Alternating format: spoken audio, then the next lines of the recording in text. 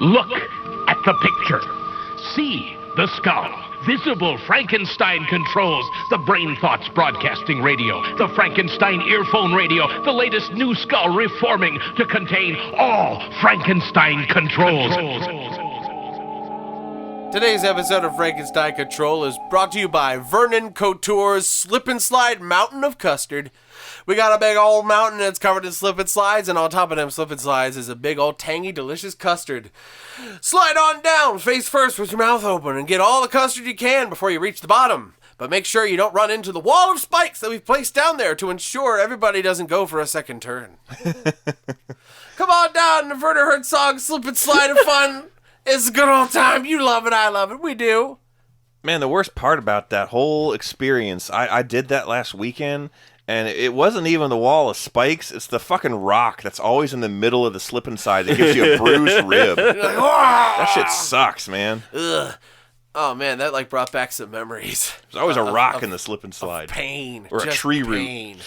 Big old tree root going across. Slam right over that, bruise all your ribs. Ugh. Yeah, luckily, those things are made for children, not What adults. if a skeleton got on a slip and slide and they hit the rock with their ribs and it did like a xylophone noise? I mean, I'm just imagining a fucking like a rigid dollar store, like a rigid Halloween store skeleton sliding down a slip and slide, and it's a really funny image to me. And when it hits the rock and makes the xylophone noise, it bursts apart and flies in a million directions really fast, the way a Bethesda skeleton breaks apart. Speaking of... Welcome, everybody, to Frankenstein Contrizzle Troll. We're back in our second recording ever. Ever? Since the hiatus. Yeah. And what a hiatus it was. More like hiatus. Anyway, I'm your Duke of Incredible Jokes, Taylor Russell. To my left is Ada Ship. Duke is right. And to my right, as always, is Beer Eye. I'm the Earl of Dad Jokes. Every joke I tell isn't a dad joke. Yeah, by definition. Mm-hmm. Officially, every joke is now a dad joke, whether it is a dad joke or not. It feels like I shouldn't be allowed to be a dad, and yet I am. You've done it. You've done the thing. Yeah, there's surprisingly little requirements when you have the correct tools at your disposal. Yeah. You can just make a kid. You did. You can. Nobody. There's really no one's stopping you. No gatekeeping on that. And then they make you take it home. Yeah, they. Well, I mean, you can give it up, but there's a lot involved in that kind of process. There's a lot of paperwork. Yeah. Like just like I don't know, edibility factor. Anyway, Beer Eye. Speaking of edible. Yes. You wanted to talk to us about a certain lobster named after a famous Resident Evil character. Yes, Leon the lobster, who is he's best in the Mercenaries playthrough after you've beaten the main campaign. That's where you can really use a lot of his claws. He uses his big claw to launch dudes like 15 feet. Super fucking cool. He was the inspiration for Albert Wesker. He was the inspiration for the Elden Ring lobster. I was just going to say. Oh, no. The horrifying Elden Ring lobsters that kick your fucking ass. Yeah. From across the world. Shrimp laser. Fucking shrimp lasers. They're so bad. They hurt my feelings. They really do. Tell us about Leon the lobster. Daddy, tell us a story. Leon the lobster is... You got to practice the voice, homie. I do. You're going to be reading little children's stories soon. I am. And you can't, Beer Eye, despite what you might think, you're not allowed to read your 2-year-old child Blood Meridian before bed, okay? Okay? Actually, honestly... When will you read it to her? Because it seems like an inevitability. Before... actually, it could be bedtime reading because before she's old enough to understand any of the complicated subtext, it's long blocks of boring talking and run-on sentences, and that'll put her right to sleep. Yeah. Goodness. Till she's 5 years old and writes on something at preschool, there is no such joy in the tavern as upon the road there too, or some shit. And they're like, Mr. Paris, do you want to explain this? Is there any reason why your child is quoting Cormac McCarthy? At least it's not Child of God. At least it's not Child of Leon the Lobster. Yes, so that's a YouTube channel. Well, the YouTube channel is the owner of Leon the Lobster, whose name I forget. I think his name is Brady Brandwood, which is not at all a confusing name to read. And if you have Brandy Braidwood. Brandy Braidwood. Brandon Sanderson? Brandon Sanderson. Sandon Branderson. Sandon Sandalwood. Bernie Sanders? We're getting Full off circle. track. Burning Sandalwood That's off Sandals. track? What? Never. We're getting off on the wrong claw. Tell us about the dumb lobster. It's a grocery store lobster the guy took home. And oh my God, is this Pinchy? It's very similar to Pinchy. It's Pinchy from The Simpsons. It's a kindly man who it seems like he knows a lot about like fish tank stuff. His main channel is like a lot of fish tank stuff, I think, and wildlife stuff and some science things. Mm-hmm. And as a pet, as a pet project, literally, he brought home a grocery store lobster that he named Leon, and like took Cuddy. It's actually really endearing because he like nurses him back to health. He clips his rubber bands off, and he's like, his claws just aren't very strong, so he like nurses him back to health and gets him into fighting shape by like tussling with him with this rod, and he like pinches it and holds onto it. I'm like, Pumpkin, he plays even better than you do. You don't play at all when I get the toys out. This lobster's got you beat by 1,000-fold, Pumpus. I'm replacing you. The second cat that doesn't play, Kelsey's cat doesn't play either.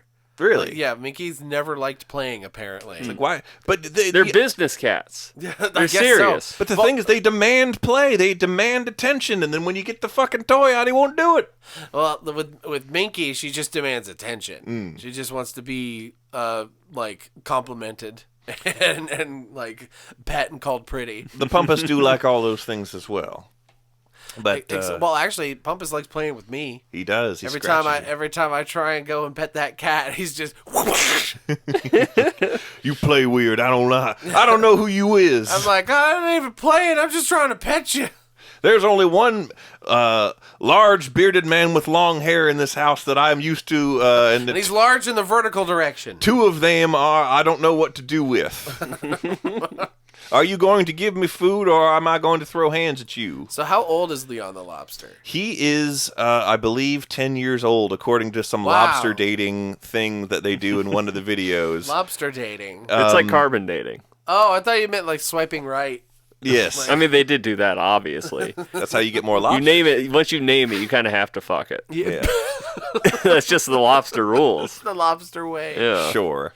No, the actual, contrary to what I'm, the picture that I'm giving here, the actual channel is very wholesome and cute. And if you want some good content to watch about a guy nursing a lobster back to health, and is extremely endearing and cute. It's good to go check out. Does he get real big? He does get real big. He even molts in one of the videos. He molts while he's got him, and he's like, he'd be dead if he was at the grocery store and molted. Yeah. And why? What happened to him? because other lobsters will like tear you apart. Yeah. Because you're soft for a little bit. Yeah. Oh my God. That's the main reason they rubber band them, is so that they don't do that shit. Oh Yeah, any molting arthropod is in a extremely vulnerable state when they do that. Yeah. Because not only are they now trapped in their own increasingly immobile skin, but once they get out of it, they're soft, and they gotta harden over time. So they're naked. And then they get to grow their own armor. Well, it's already grown. It's soft. It has to harden. They have to it take has to that. Is it like UV cure? Like I don't know exactly how it works, but Is there a way to bake my lobster and so that he gets stronger and harder? they partially bake. So Just screaming at your Metapod to use harden for weeks before it works. So I've been reading. Oh. I read quite a few books over our hiatus. Oh, do tell. Some of them good, some of them very good, some of them kind of just dumb. There was one that was called If Then. I've heard of that one. It was not really worth the time. Yeah. It wasn't bad. It was just like, it had the setup of like, okay, what if like all these alternate reality versions of yourself started interacting with your basic, with like your base one. So basically these people in this town start seeing like themselves, but they're doing stuff as though like this certain thing never happened. It's like, if this never happened, then etc. And the culmination of it all is just kind of boring. Like, it doesn't really go anywhere interesting. I was expecting more like crazy multiverse Shenanery. I hate to compare it, but Rick and Morty, Right. or at least, well, it's not always good, but it's always interesting. Yeah. You know, It was a pretty mundane application. You can do a lot with the concept, and they didn't. Exactly. It wasn't really bad. It was well written, but at the end of it, I'm like, oh, I have been left wanting. Another one, Childhood's End by Arthur C. Clarke, who's like a classic that's a famous sci-fi writer. It's the 2001 Space Odyssey film, yeah? Yeah. Yeah. Oh, yeah, it is. When I got it, I was thinking like from the book jacket preview, it's like the premise is that these aliens come and they basically solve all of mankind's problem. So like they make it so if you're gonna have fights or have wars or something, that's not gonna fly. They are like we're ending all racism. We're ending all animal cruelty. We are going to put you into a utopia, and that's just kind of forced on humanity. And from the book jacket, it's kind of like, oh yeah, now they don't have any problems, so now everything is stagnant and boring. And that kind of put into my head that this book was going to be like, oh yes, war is good, and the free market, and it's striving towards conflict and everything is good, and like the gun is good. And like, I want to see where it was going with that. That's not really where it went. It was actually way more interesting. Good. First of all, the aliens that they don't exactly take over. They do takeovers, but it's not in the kind of takeover that you would think. Not a hostile takeover. It's peaceful, and we don't want to stick around and manage you. Everyone's way better. Like humanity's way better off. Oh, okay. But they call them the overlords. And, that sounds positive. And well, they don't call themselves that. Then, like, in fact, the aliens don't really like that name, but that's what sticks. They're like, God, don't say that. Yeah, we're gonna call you the Wiener Boys, and you have to. I prefer Wiener Boy. When when they first show up, everyone's like, they're not showing themselves. They only ever talk through like just audio communications, and they're like, this is really suspicious. We don't like that you're not showing us what you look like, and they're basically just like, look, you're not ready for this. How about this? In 50 years, we will show ourselves. And when they do show themselves, they look like devils. Oh, God. Oh, my God. They're the devil. Yeah. And, like, it kind of turns into end of Evangelion at the end, where everybody turns into orange juice? Yeah. The entire purpose of why I'm spoiling this book for you. Spoilers for Children of Men. Childhood's End.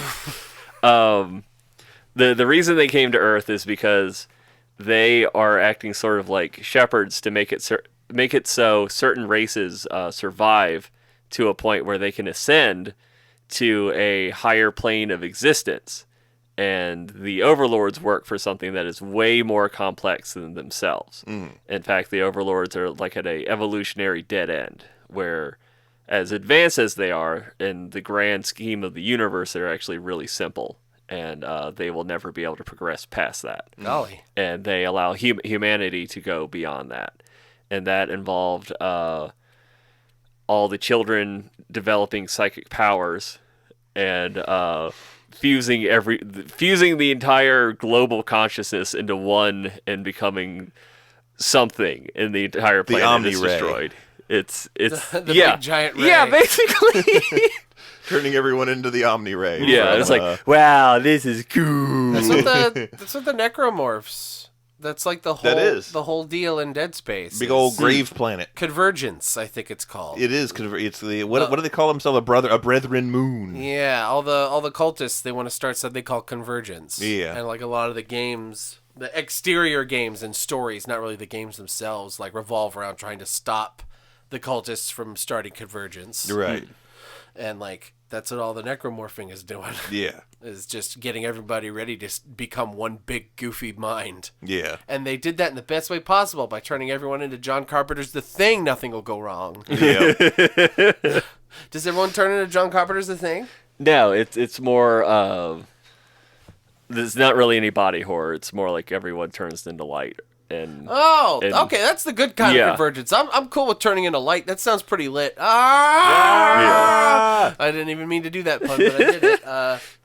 So there's another book I want to talk about. The main attraction, eh? Yes, but first I want to read the. But first, this episode was sponsored by Raid Shadow Legends. This is the book jacket NordVPN. Summary for a book I haven't read yet. I picked it up, called Shadowbahn, a novel by Steve Erickson. When the Twin Towers suddenly reappear in the Badlands of South Dakota 20 years after their fall, nobody can explain their return. To the hundreds and then thousands, 10,000s, drawn to the American Stonehenge, including Parker and Zima, siblings on their way from L.A. to visit their mother in Michigan, the towers seem to sing, even as everybody hears a different song. A rumor overtakes the throng that someone can be seen in the high windows on the southern structure. On the 93rd floor, Jesse Presley, the stillborn twin of the most famous singer who ever lived, Elvis. I had to read it a second time before I was like, oh, it's fucking Elvis. Right. Suddenly awakens, driven mad over the hours and days to come by a voice in his head that sounds like his but isn't, and by the memory of a country where he survived in his brother's place. Elvis's hips can't melt steel beams. Yes, that's just the most bonkers Is Steve summary. Erickson actually a pen name for Francis E. Deck? You know? That's just it could be. 400-page deck rant. I mean, it's piqued my interest. Yeah, I'm excited to read this one. Zany. I'd check it out. Like, yeah. It sounds crazy. Also, the cover's really cool. Yeah, It is. It didn't make any sense nice until you read it. I'm like, yeah. oh, look at that. That's cool and kind of spooky. But what I want to talk about is a book called The Greys. And The Greys. Okay. Yeah. Okay. And it's this Yes. book about aliens. Greys. GRA/EYS. The little gray men with the big bulbous heads. Right. Neil Roswell Roswell's got it. Well, like when I read the summary on that one, I was like, oh, it's going to be alien shenanigans because they're like the aliens are called the Three Thieves because there's like three of them at first, but then that whole thing is just like not really all that important. Oh. Okay. This book was kind of dumb. Basically, now we're talking. Basically, these aliens are billions of years old, and they fucked up their own genetics, and like they can no longer make more of themselves, and they're all like mechanical. And for some reason, what will solve this is sharing DNA with humanity. But humanity is going to blow itself apart because, you know, we are what we are. Sounds like a 40K race. And apparently global warming is not just the fault of us doing what we're doing, but also is some huge calamity that's going to happen anyway, and they know how to fix it. So go ahead and coal roll, assholes. Yeah. And their plan to fix it is they've been like genetically engineering a genius child over like a couple generations. And they called him the Kwisatz Haderach. What is that? From Dune. Okay. The Messiah boy from Dune. Yes, this Messiah child. And this kid is going to be like their bridge between the Greys and the humans, because the Greys don't communicate like we do. It's all like telepathic kind of, but just like in images. So like they can't just transport words into stuff. They just shoot animated GIFs of it at each other. Yeah. They communicate entirely in memes. You do something stupid, and then you just see the Picard facepalm in your head. Yeah, and like that's them communicating. No, see, there you go. That's Darmok and Tanagra. His arms open. Neil deGrasse Tyson putting hands on forehead. Enough stealing red letter media jokes. I know. I'm sorry. But like they can also put like mind control chips in people, and they do this weird thing where like they can move quickly and like sync up with the blind spot in your eye, so they can be like right in front of you, and you can like kind of feel the sensation of someone around you, but you can't see them. But like, what never made any sense to me about this book is like they have all this mind control stuff, and they're even like, oh yes, we've chipped the president. We can influence him. There's a scene where they like chip the kid's dad, and like his dad is working in a college, and he's gonna wait. Hold up. The Wunderkind is so the Wonder Kid. The Wunderkind is just some fucking kid. Yes, he's in just a normal ass human house. He's just a kid. Really? He doesn't know that he's an alien experiment. So like his parents are academics. They both work at a college, and his dad is he needs to get tenure to stay at the school. But he's a really boring teacher, so he's probably not going to get it. And the aliens can't like let these people split up or move around, so they like chip him, and they chip the woman that is going to tenure him, and they like fuck with them, so they fuck each other. Oh, and so to like influence each other to not like turn him down for tenure. And it's like, that's a pretty complicated thing to mind control someone. Yeah. Why couldn't they just like mind control all the world leaders to make them enact the stuff that they need to do in order to not make this cataclysm happen? It's like that they could have just ended it like real quick, you know? Yeah. And like everything you see about the aliens, like they'll talk, like the human characters will talk about them like they're like all powerful and like know everything, and then you see their perspectives and they're just fucking idiots. Well, you see, all of this is lining up, Beta. See, they tried to chip more influential people, and that's how we ended up with Jordan Peterson. So that's why. Also, they think the president is sexy. This was written in 2006, so they were talking about Bush. Oh. When what fucking world is George W. Bush sexy?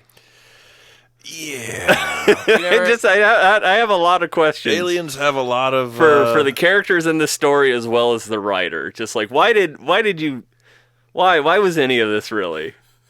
So one book has sexy George Bush with aliens, and they've mind controlled him. Yeah. And the other one has 9/11 showing back up again in the middle of the desert. Not 9/11, just the tower. Yes. They're not falling down. Oh, and there's also a scene in the Greys where like the antagonists are these rich fucks called the Trust, and they think that the aliens just mean to enslave us, so they want to try to take them out and thwart any of their plans. And they actually had a Grey that they captured and had been like trying to get information out of him using like an empath that can communicate with him. And all this culminates into them having developed like this crazy stealth plane and like a satellite that can cause earthquakes. And the aliens or people? The people did this using the alien technology that they were able to get out of their captured one. Okay. And the plan was, if everything fucked up, they would just like make this entire town where this kid lives just like the Truman Show, just explode in an earthquake. Oh fuck! And that plan falls through because the president is chipped, and he's like, "No, you can't do that." So the guy that do that. The guy that has control of the satellite like hijacks it, and then just like goes on a rampage through DC and just like fucks it up with earthquake after earthquake. And then at like the end of the book, like none of that mattered. Oh, okay. Like, I'm glad. None of the characters were like, "Holy fuck! Did you see what happened in DC?" or anything. And like the guy was able to get away with all of it, and it's just like. In their defense, have you ever commuted through DC? It's kind of like running through a series of devastating earthquakes. You wouldn't even necessarily be aware that something was amiss. Exactly. All I'm saying is that if you lived in Colorado and DC got blown up by earthquakes, you would hear about it on the news. Yeah.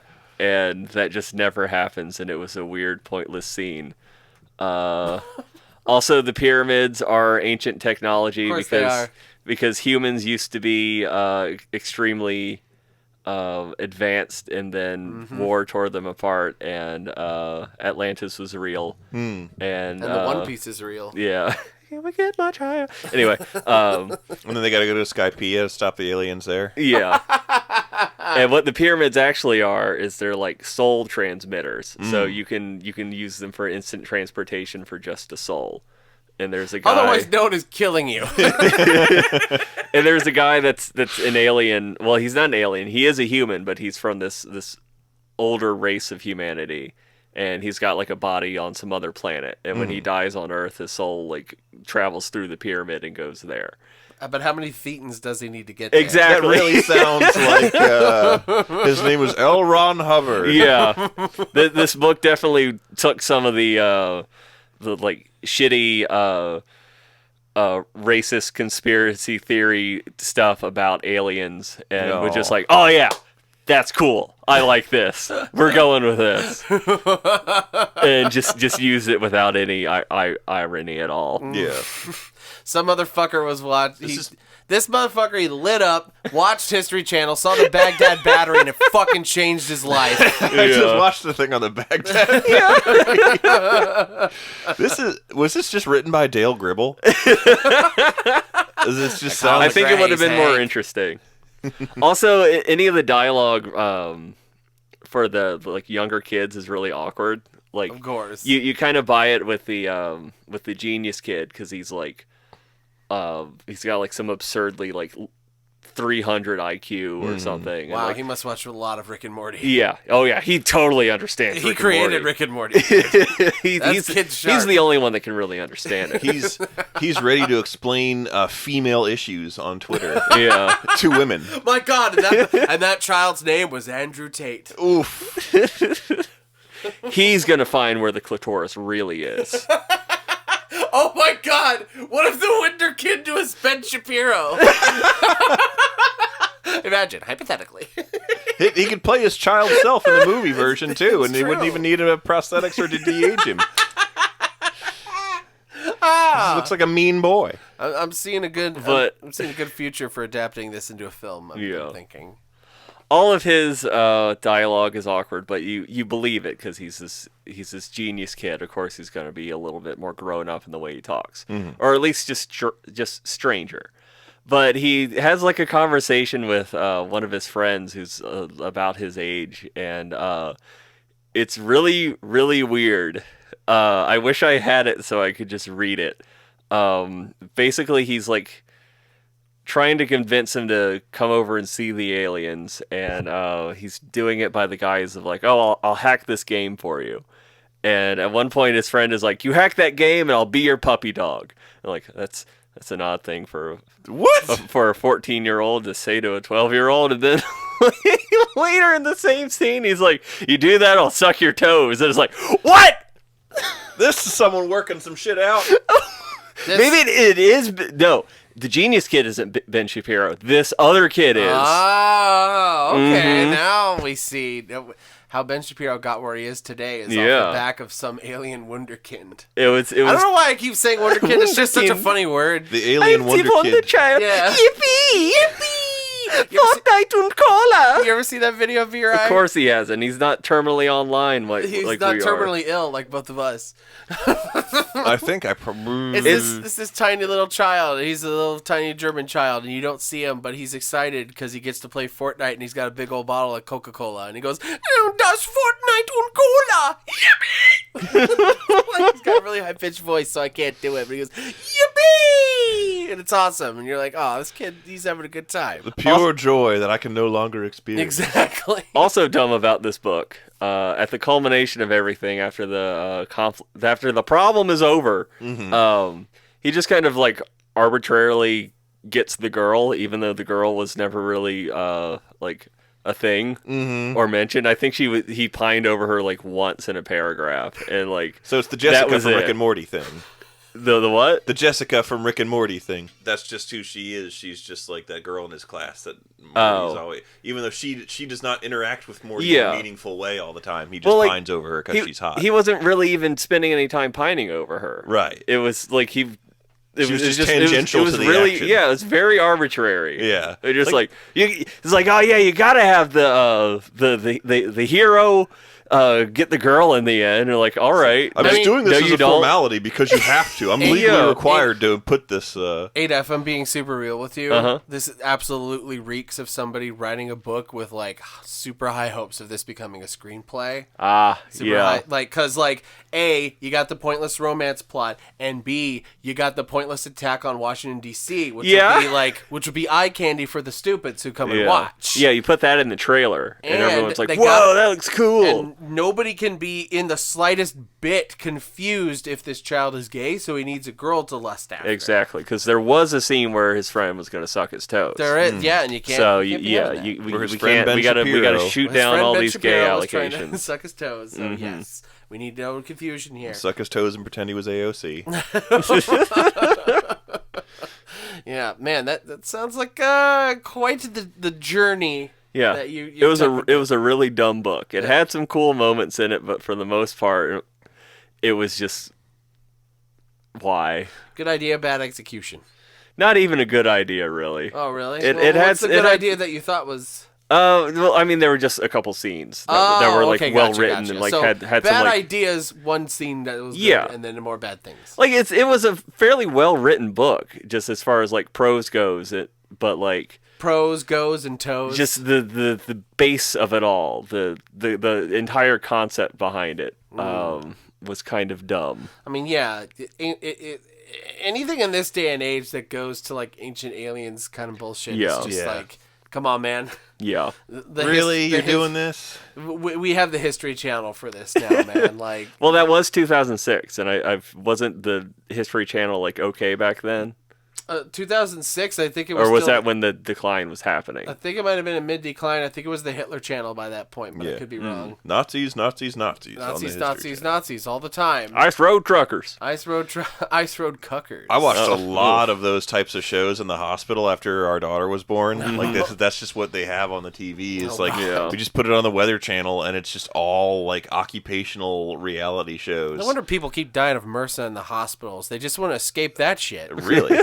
The only one that was cool, I will say, was called Deepwater Salvage, and it's these guys who go like fix or like pull up old boats and shit, and that was kind of cool. And the rest of them were dumb. And there was there was one crew. Wait, okay. First, I just need this question answered. Did you see an episode of Ice Road Truckers? Yes. Why the fuck are they driving on the ice? That's a good because Canada. Yeah, it's how you can get to like Alaska and and places in Canada. They just don't got roads that they have up there? Apparently not. Like you can take the interstate, dude. I think that's okay. I think there's pretty sure. I guess like maybe it's like these puddle jumping towns. Like the only way you can reach them is like with puddle jumper planes. Yeah. Maybe the only way that they can get like stuff supplies in. And that just makes me think that like dudes are fucking freezing to death and drowning in the ice trying to deliver your fucking dildo you ordered on Amazon. Aren't you fucking happy? The show that's on now is not even Ice Road Truckers. It's the show about these large Ice Road Fuckers. No, it's this show about these guys who drive these tow trucks out, these like big rig tow trucks out to rescue crashed big rigs. That's the main show. It's like in Canada, and they're always driving out to rescue giant like trucks that have fucked up.